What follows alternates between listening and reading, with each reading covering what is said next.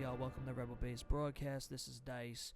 Thank you so much for tuning into the channel. I'm going to jump right into it, and I want to talk about The Acolyte.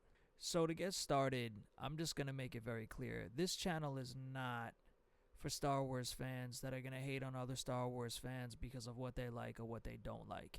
Alright, this is all opinion. This is my opinion. There's billions and billions of people on this planet.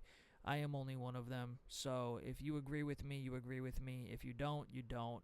Whatever. But you will never get hate from me if you do like something that I do not like. So let's make that clear. So to get started, there's a lot of rumors going around that the creator of The Acolyte, Leslye Headland, people have been saying that the show is queer with a capital Q. And she said that's not true. People are reading it in unintended ways. Yada, yada, yada, yada, yada. Nerds are gay. Well, some nerds are very not gay. But in my world, nerds are gay. People have told me that it's the gayest Star Wars, and I'm frankly into it. I think that Star Wars is so gay already. Telling me with a straight face that C-3PO is straight. No one cares about your robot fan fiction. Nobody knows the truth. Nobody knows exactly how she wrote this series. Whatever she writes and then what she says in future interviews doesn't always add up. When we go and we see these films, or we go and we see these shows, you read the books, you read the comics, the whole nine, none of us are going in there, at least none of us should be going in there and trying to put our own political views or our own personal views and trying to inject them into these things. Our Star Wars show has been canceled. Targeted attack by the alt-right. Hyper-conservative, bigotry, prejudiced, hatred, hateful language. What do you want them to walk away with? Because I know everyone has a slightly different feeling. Well, I mean, white people crying actually was the goal.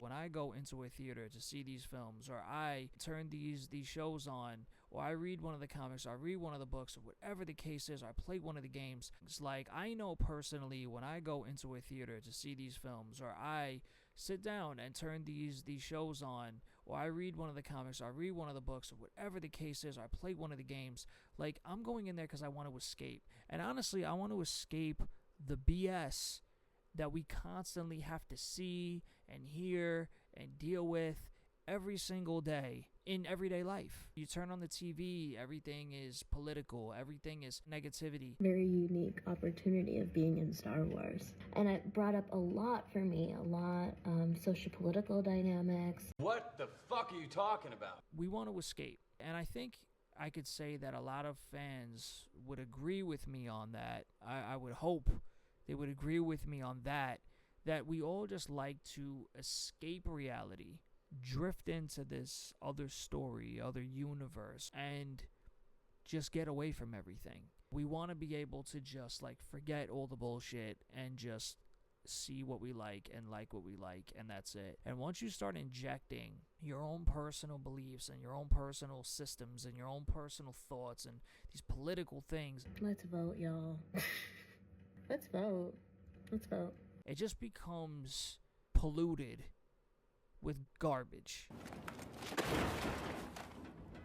We don't need that injected into Star Wars. Star Wars has been around since 1977. Okay, we are in 2024. It has been a long time. And if you go back to 1977 and you lead up all the way, let's just say, to Jedi, there was problems that existed, but like we weren't actually sitting there discussing these things about how we need to like implement them into these stories because we need to make a change about things. This is the right. Just say what we want. Shut when you think about it, Just enjoy the fucking show. Enjoy the film. Enjoy the video games. Enjoy the books. Enjoy the comics. Enjoy the toys. Enjoy everything that you love. Like, we don't need all the bullshit. If you look at how Disney's been going, and you look at Marvel, and you look at Star Wars, the more that these things are injected into these shows and into these films, the more they fail. By injecting these things into it, you're just sabotaging yourself. When you spend millions and millions of dollars and then you're not profiting back from that, you would think that these studios would say, hey, I don't want to keep losing money. We love it because we love it for what it is. They love it because it makes the money. So if they're not making money because they're doing this dumb shit, then maybe start changing it up. So with that being said, I agree with a lot of the things that people are upset about. And then I also disagree. The number one thing I disagree with is that the show is just garbage. Now, I don't believe that's true. I believe there are aspects in the show that Leslye Headland came up with, or at least was part of the conversation when they came up with it, that actually created some of like the best shit I've ever seen in Star Wars. What the fuck are you talking about, man? Shut up for a second and listen to what I'm about to say. When it comes down to the Sith, I always liked ruthlessness.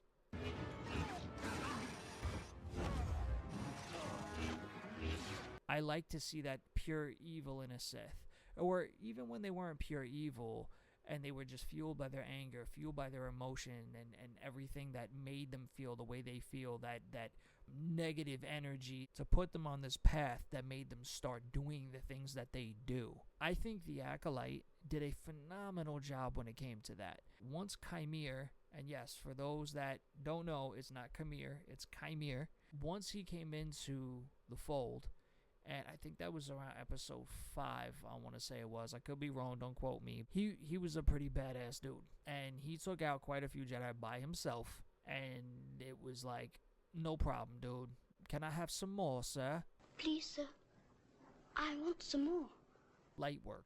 I mean, my boy was going around just stabbing people in the chest, impaling one Jedi, bringing this dude right into the blade. 2 people on the blade like a shish kebab. Pulled the blade out, decapitated 2 of them. My guy was not playing. I gotta tell you, it was perfect. Perfect. Everything, down to the last. And these were not like Padawans, all right? Like, they're not just like sitting around like, all right, yeah, I'm gonna tag along for a minute. You know, I just started yesterday, but like, nah, like these dudes were actually training. I mean, you had Jackie, who was a Padawan. She did her thing. I mean, I don't know, she whooping ass for a minute. A shame what happened to her. R.I.P. Jackie. I mean, whether you liked it or not, whether you liked the show or not, you cannot disagree with the fact that my boy Chimere is ruthless. Fuck this. Alright, and that is what I think a lot of us have been wanting to see since we've seen the ruthlessness from Vader. Chimere was one of the best parts of the show, okay? Honestly, he probably is the best part of the show. That's not just me saying that. I've heard so many people say that. There's so much that you can do with that character. There's so much that still needs to be told and still needs to be answered. People like, you know, make fun of him, say, oh, Darth Teeth, all this stuff. First of all, those aren't teeth in his helmet. It's a breathing apparatus. Those are 2 tubes that go through. As a matter of fact, this is a breathing tube. This is a breathing tube. And they're on top of each other. And then it makes it look like teeth. I'm sorry, if y'all think that doesn't look dope as shit, then you need to get your eyes checked. You'll need to make an appointment with your eye doctor. Like, yo, I don't think my eyes are working anymore, and I need an appointment. And I think out of all the Sith Lords that we have seen, aside from Vader, he's probably my favorite. I mean, he's definitely a beast. By the way, shout out to my boy, Millennium Workshop, for the Chimere helmet. He also made me the gauntlet up here. Go check out the video that I made about the helmet from my guy Rex at Millennium Workshop. He is an absolute animal, and if you want some of the dopest Star Wars props that you can get your hands on, you better go visit him and ask him for some work and reach out, because y'all are slacking. But let's get into the other stuff. Now, Leslye Headland has pissed a lot of people off. So world famous YouTuber, Star Wars Theory, shout out to him. Go subscribe if you haven't, but if you're a Star Wars fan, I'm sure you already subscribed to him. But he has an entire video about her attitude and how she's been going about the show and Star Wars in its entirety. It's a little disrespectful because she doesn't really want to hear anybody that really loves Star Wars. She doesn't really want to hear what we have to say or think or anything, because she just kind of disregards and contradicts what she says. I mean, she has talked about the things that she has in this script, in this story, and says, hey, I didn't actually say this, and then it just turns into like, actually, you did. Liar! It was actually revealed in the show and suddenly didn't happen. So there's been a lot of, I never said that they were actually created by the witches. And then it's like, well, actually, you kind of did. Without May, there was no proof you were created in this way. It's in the show. And it was already confirmed by one of the main protagonists. So, what's going on, bruh? Hey, yo, what the fuck? Leslye, if you ever see this, which I highly doubt you ever will, but if you ever do see this, you need to fix your attitude. You don't just, like, step foot into other people's properties and step foot into other people's franchises and other people's universes and then just say, well, I really don't care what I do. Because, like, that's what Rian Johnson did, and that didn't really work out too well. And then that caused J.J. Abrams to try and fix it, and that didn't work out well either. So it just became a big, great ball of shit. What the fuck is this piece of shit? Let's get into another thing. Separating Star Wars into what there needs to be more of, less of, putting all that shit together, and making it about what it's not. For example, talking about a lot of people, creators and directors and writers that have been making Star Wars, just like in Marvel too. It's just like a Disney thing lately where it's like, we need more of this and we need more of that. We need everybody to feel included and everybody. I don't really think anybody has actually watched any of the Star Wars films when they say shit like that, because I really don't understand what people aren't getting, that this is a fucking sci-fi franchise. They're like, we need more powerful female characters. We just need more powerful female characters. And it's like, more powerful female characters, and you're going to work on the story, or you're just going to put people in the film just to, like, put people in the film. There's not enough of that in Star Wars. Not enough, not enough, not enough. Have you ever watched the first Star Wars film in 1977? Have you seen A New Hope? I don't think you have. Princess Leia is a badass all the way from the very beginning. That is the first Star Wars film ever made. Her mother, Padme Amidala, is a badass. She literally birthed the two people that save the galaxy. One of them, a female, Princess Leia. So I don't understand where it's coming from exactly, because, like, we need more powerful characters, more powerful female characters. Okay, so you have Princess Leia, you have Padme Amidala, Shakti, Ahsoka Tano, Jaina Solo, Aayla Secura, Luminara, Bastila, you have Mon Mothma, you have Bo-Katan, you have Jyn Erso, you have Asajj Ventress. I don't understand exactly what the fuck they're talking about. What are you talking about? What the fuck? And, like, that small little list of people that I just shouted out, like, that's, like, not even a small fragment of, like, all the extremely dope females in Star Wars that are just badasses. It doesn't make sense to me. And it boils down to what I think the real thing was. Leslye Headland said that she wanted to create an extremely powerful Jedi Master, Venestra. Okay, cool. Who plays Venestra? Her wife, Rebecca Henderson. That makes sense now. You just wanted to make your wife an extremely powerful character. Your wife is a female. So, I guess that's the excuse that you wanted to use, that you wanted more powerful female characters, for you to just say that you wanted to make your wife an extremely powerful character. Cool. You are now officially the next Rob Zombie, who puts his wife in everything that he does, even if it doesn't make any sense or hold any value or give any value to the story or the film or the show or anything else. Awesome. And Venestra is not a very interesting character. As I said before, in my opinion, the show only gets good when Chimera comes in, and then it starts really picking up. The two characters, the protagonist and antagonist, Osha and May, are extremely boring characters. And that's no diss to the actor, because she is a very talented actor, but this was written kind of poorly. These characters are written poorly. They're running away the entire time. They're like kind of like portrayed as if they're powerful. In the very first episode, you have May approach Jedi Master Endara, played by the great Carrie Ann Moss, and May kills her. And May looks like she's a badass. And then time goes on and she kind of sucks. Osha is just running away the entire time. Every time shit gets hot, Osha's like, that's what's up, peace. And then she just dips out like Carmen Sandiego. Nobody could find her ass. They're like two victims running away. It's a love-hate relationship the entire time between these two twin sisters who aren't really sisters. They were just created and they were just the same person, but I ain't even getting into all that. This is going to be a 40-minute episode. But it's all falling flat and they're running away from everything. They see each other, slap each other around a little bit. One falls over, usually Osha.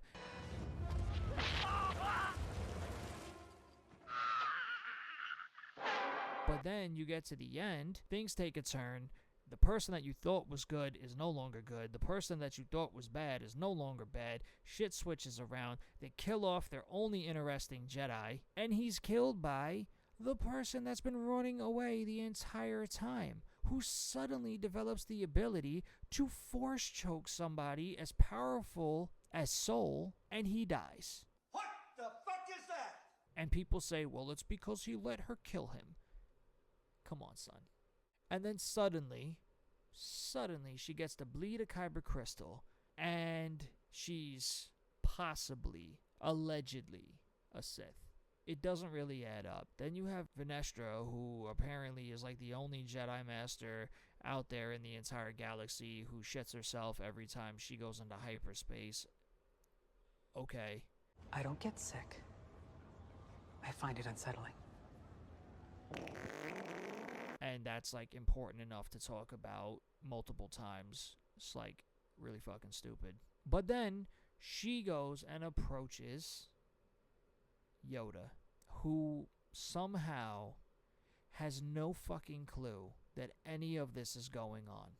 Yoda, who's already been around for 764 years, somehow in 764 years, he has no idea how to sense these things, but meanwhile, when Anakin becomes a Sith Lord, he can sense him slaughtering younglings. So I don't really understand how he's not able to sense these things at this point. I would think he's even more in his prime as he's younger. I don't know. He's still a Jedi Master. I'm sorry, he's the Jedi Grand Master. And somehow he just was like, rusty today, I feel. No. Stop it, Leslye Headland. Stop it. Stop it! The show really should have been about Soul and Chimere. Obviously, now they're going to bring in Darth Plagueis, Chimere's master, which was kind of already revealed by Leslye Headland in an interview. That would have been amazing. Soul, Chimere, Darth Plagueis, these two twins that run away from everything. What I would have loved to see was maybe just have May, and have May being trained by Chimere, who suddenly turns good. And instead of having this whole clone born from the Force thing stealing from Anakin Skywalker's storyline, we could have just stopped making shit so complicated, stopped force-feeding us these two characters that are boring, make May be like the bad person that kills some Jedi and then becomes good and redeems herself, and then like now it's going to be May versus Chimere, but now Darth Plagueis gets involved, and then Soul could have been like helping May out, and then it's like Soul versus Darth Plagueis, Chimere versus May. Like that shit would have been fire. And what did we do with that? It's all over the place, but there's good and there's bad. And the bad far outweighs the good. Like for me personally, I enjoy Chimere's character enough where I want to see more. I start when Chimere's already coming into the fold because it's boring as shit before that. It's a typical situation of like a director who wants to be different or a writer who wants to be different, and the only thing that she can think of to make things make sense is go back in time and start fucking with these characters like Yoda and all these other characters, messing up their level of skill. Just make a good story. George Lucas has been creating characters who are fucking awesome, but it was about the story. Why can't these creators do that too? Why can't Disney, who was smart enough to make billions and billions and billions of dollars, be smart enough to say, you know what, people don't really want to see this. They don't want to keep eating this shit. So let's just like focus on the story. Let's get some people that actually know this shit and do it. And they brought Dave Filoni in, which was a good move. And I know people are kind of hating on him because like the last couple of things weren't like the best. They just need to work off of that. And then like the worst amount of disrespect that you can put towards the Jedi, and that's making them look like everybody around them are trying to defund the Jedi. It's like the Jedi are like the police. What are we doing? So let's not act like Star Wars is not political, but it's political in its own ways. Not like our politics outside of that. Let's vote, y'all. Let's vote. Let's vote.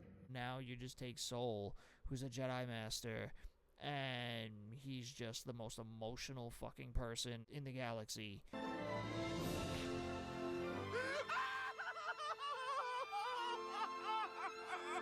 Yes, this show is all over the place. It makes us all over the place because it's hard to keep up with. I don't really think Leslye even knows how to keep up with it. So, like I said, if you love the show, keep loving the show. If you hate the show, you can keep hating the show if you want. My point is that there's always things that could be better. There's always things that could be left out. There's always things that could be put in. But at the same time, it's just about going from here, learning, building off of it, and not being self-centered, selfish, and ignorant.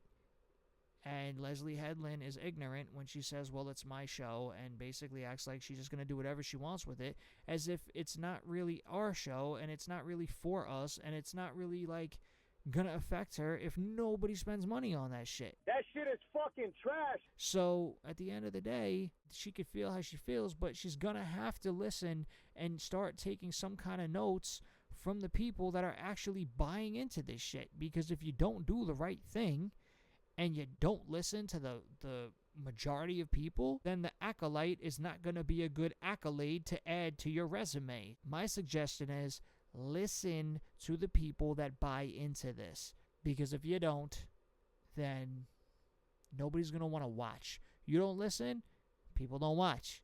And that's it. And then you lose. Post your thoughts in the comments below. Let me know what you think. Let's talk about it. I'll see y'all in the next video. May the Force be with you. Peace.